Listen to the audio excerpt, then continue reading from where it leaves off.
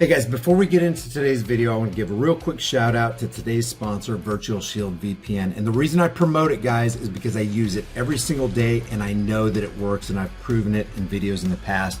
If you use the link in the description, you're going to get 50% off, and that's going to help you protect your identity, your activity, and your location anytime you're surfing on the net. That link is in the description below.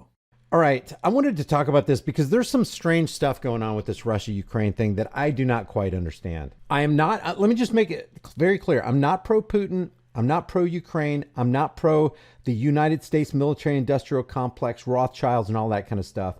But when I see this stuff, it really makes me scratch my head. This right here says, and I haven't verified this, so it's kind of suspect to me, but if this guy, and you can't mention his name on certain platforms, you can read it right here, heir to the you-know-what family, Nathaniel you-know-what, today wrote to members of the British government giving his view that Vladimir Putin is, quote, the most dangerous man since the defeat of Hitler, with Xi Jinping a close second, and explained that, quote, Ukraine is an essential place that we cannot afford to lose in the geopolitical chessboard. Russia must be excised from the international banking and economic system. We must bring Russia to its knees through any means possible to send a strong signal to the Chinese and to protect our global system of norms and liberal values. Now, before I go on, I want to reiterate, I'm not taking this at face value. But if it's true that this guy said this, I'm wondering why he's saying it. Because there's almost like, we know there are psychological operations in play, and we know that there are double and triple and quadruple psychological operations built on top of the psychological operation that the social engineers have already put in place. And it gets super, super confusing.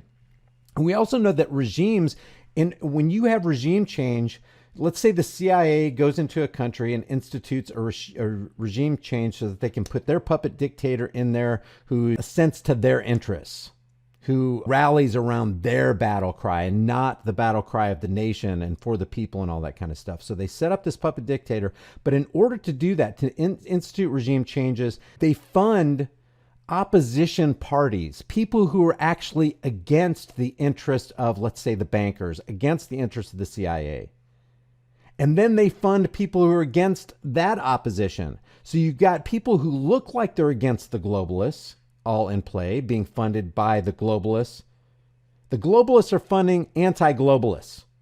And then you have other people who are pro-globalists, and then they get the regime change puppet in there. So it can get really, really convoluted. It can get super murky and really confusing. So if he said this, I got a couple questions. He says, he continues, we must be under no illusions. If we allow Vladimir Putin to seize Ukraine, it will send a signal to our enemies, Iran, China, and North Korea especially, that we will do nothing when faced with an onslaught of force. And then it says, in effect, our current path of lack of military action means that our global order is dead on its feet. So he's basically saying we can't have a lack of military action. Put the boots on the ground. Start churning out the war machine factories. Start taxing the people more. I urge you to deploy more forces against Russia and its proxies. So he's supposed to be talking to the British government here. Set up, quote, information war to correct opinion. That would be the propaganda that always accompanies any war, because the first casualty in any war is always the truth. Especially online, and send weaponry to our friends in Ukraine. Without Ukraine, the global order may not survive. Now, one of the things that makes me doubt that this is legitimate, or maybe it is, maybe this is a psychological operation to, as like a diversion and distraction tactic. But one of the things that I question, and especially stuff like this, Putin announces total independence from, controlled US dollar. A lot of times when we go in there to invade, like Iraq, and going in there to take care of Gaddafi, remember what Gaddafi was going to do over there? He was going to set up the gold-based dinar and get away from the dollar. Remember what Saddam Hussein was going to do? He was going to say, hey, we don't need the dollar anymore. We're going to trade oil using the euro. So anytime the hegemony of the US dollar is threatened, anytime somebody threatens the world economic system and the world reserve currency, the petrodollar reserve currency Ponzi scheme, there's usually forces that go in and just take care of that dictator. And then, and as in the case of Saddam, they took him off it because he was buying oil and selling oil, buying and selling, trading oil with the euro. They immediately took that country off of the euro and put it back on the dollar. Same thing with Gaddafi. No, this dinar thing, this gold-based dinar, forget it. You're going back on U.S. currency.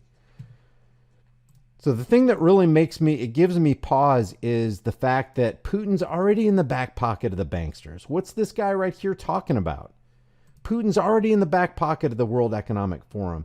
Zelensky's already dangling from the string of the banksters, just as Biden is, just as Trudeau, just as Donald Trump did. They were all dangling from the banksters. If it were not so, if truly Donald Trump was fighting against the deep state and playing 5D chess, as they say, then wouldn't he have done something about the Federal Reserve Ponzi scheme? Wouldn't he have done something about the quantitative easing?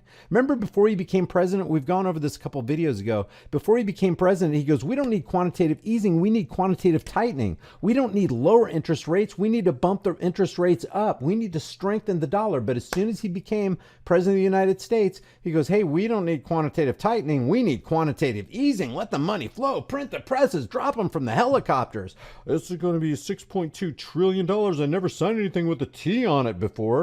And who did that money go to? Zio International Bankers Military Industrial Complex and the Big Pharma Industrial Complex. $4 trillion came right off the top and completely evaporated because the bill was only slated for $2.2 trillion. So you got to wonder, when you see stuff like this right here and you see stuff like this right here, it's like, it doesn't look like Putin is actually fighting against the machine.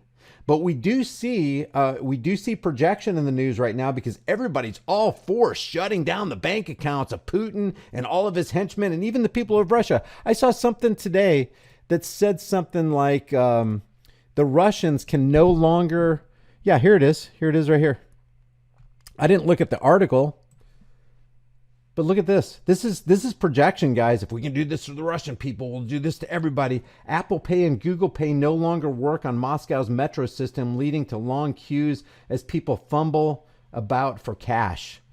So this isn't just affecting the Russian oligarchy. This is affecting the Russian people, reportedly. But this is a signal. This is a signal to people, hey, if we can do this to Putin, it's just like they did to Donald Trump. If we can take Donald Trump's Twitter account away with 90 million followers, you don't think we can do that to you? I don't care if you have 1 million or 2 million. We ousted the president of the United States off of our platform. Same thing with here. If we can shut Russia down, if we can take his banking system, out of the SWIFT system, if we can go after his yachts and keep his children from entering the United States, if we can do that to him, hey, we're going to do that to you. And this all seems to be moving toward that one world digital currency system that they keep talking about. We do not need for humanity to have a digital currency system, and that's the only option you have. There are no other options available. We're going all digital. And as Klaus Schwab said, under the fourth industrial revolution, we're going to plug humanity into the Internet of Things, marrying biology and technology. That seems to be the end goal. But when you got somebody like this saying this right here, when it already seems like Putin is in the back pocket of the international banksters, along with Biden, Fidel Trudeau, and Zelensky and Trump, it just kind of makes you wonder.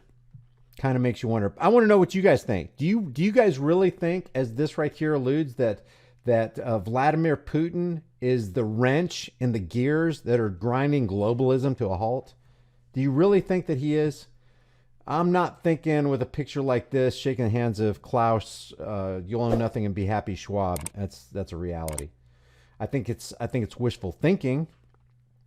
And again, let me just end this. I'm not for tyrant Putin. I'm not for tyrant Zelensky. I'm not for tyrant Biden or Trudeau or Trump. I just want to be left alone, man. I want to be left alone. Stop messing with the currency. Get us back to a sound money system. So let me know what you guys think about this. With all the crazy stated plans of the Great Reset, the currency reset, and even the food reset, it's not a matter of if the store shelves are going to clear and there's a lack of food. The question is when. You need to get long-term storable food. It doesn't matter if it's from me or you just go to the store and you buy food. Just grab dry, storable food while you can. If you want to get it from me, you're going to support the channel and you're going to help yourself out because my link has a discount code embedded within it. You can check that out in the description below.